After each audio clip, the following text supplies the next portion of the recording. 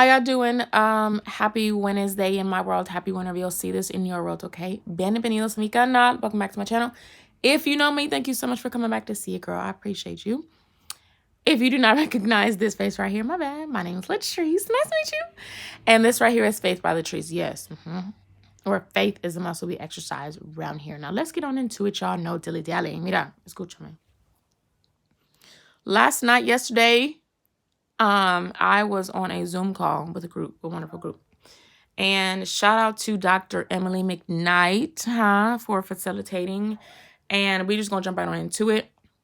El tema de hoy. How do you pick the people in your life? How do you pick the people in your life? How you do that? Let me tell you where this question came from. We were actually talking about marriage, right? And Dr. M is awesome. And I'm going to give an example that she gave. I'm pretty sure it's okay. I share it.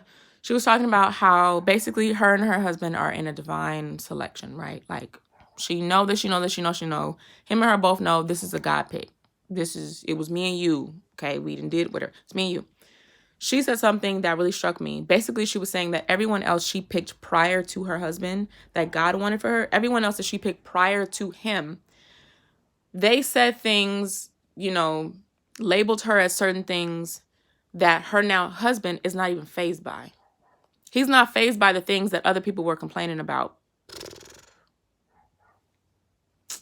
Those previous people, right, the previous men may have given her labels of things and labels that she could have taken on as her identity. And she probably, because of residue, trauma, whatever, probably took those as her identity coming into her relationship with her now husband. However, he was the God pick. He was the one that was meant for her. So he's not even fazed by the things that these other people was talking about. Let me read you my notes. When we allow God, right, to align us with somebody that is safe for us, those relationships become purposeful and fulfilling. Now, pause. I know it's going to be people watching me right now that's not into religion, not into God, not into... Oh, listen, that's your business, child. You do what you do. All I'm saying is that's how I roll, right? And what I'm saying is actually just submitting to you the idea. I hear people that try they go off of their own will, their own intuition, their own intellect, whatever. They try psychics, they try this, then you go to counselor, therapy, education, whatever, you use your smarticles, all the things. My only submission to you is, how about you just try Jesus? Just throw Jesus up in there. Just throw God, right? Because listen, everyone else that we picked without some sort of divine influence, everyone else that we picked, and we see that those relationships did not work out, it's because they did not have the grace.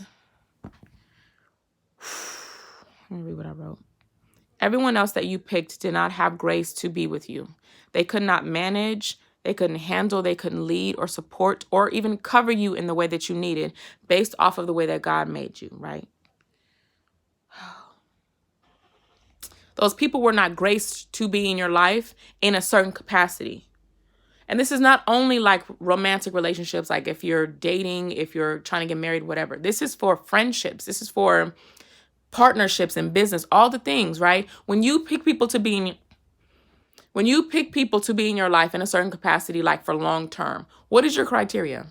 This is a question. This is an open question for me and for anybody watching this. What is your criteria? What is your standard for yourself when you invite people into your life to have access to you, whether it be they have your phone number, you guys are business partners, if you're dating, if you're friends, if you're calling somebody your friend, what is the criteria you have that considers somebody a friend?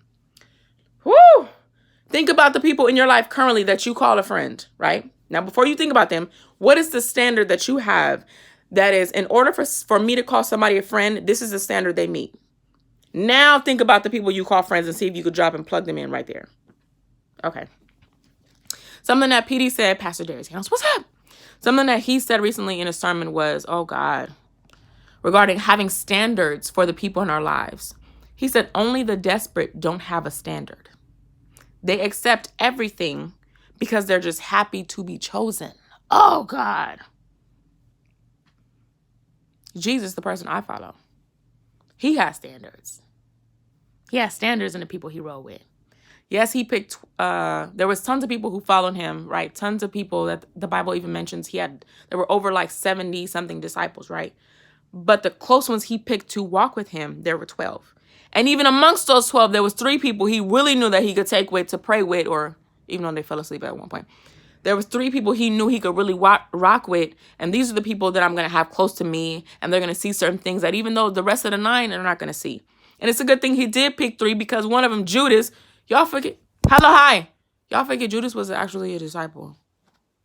We always talk about Judas who betrayed him and all this.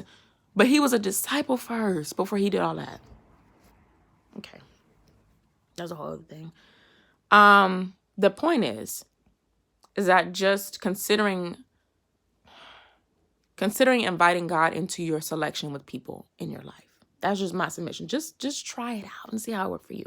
And I don't mean just like what people tell you to do. Don't even just take my word for it. You pick up the Bible yourself. You go somewhere and study yourself and see, let me see if I could try it this way and see. Because think about the relationships you've had previously, romantic, whatever, dating, or even friendships. Oh, God, here's the last thing. My God. Sometimes what we do is people have been graced, or what is grace? Words mean things. The freely given or unmerited favor or approval and love of God. It's the approval. When God gives you grace to do something, it's the approval of God to be able to allow you to do that. Sometimes people are graced to be in our life for a season, right? People are not meant to be in our lives forever in every single capacity, in certain capacities. Sometimes we allow them to overstay their welcome.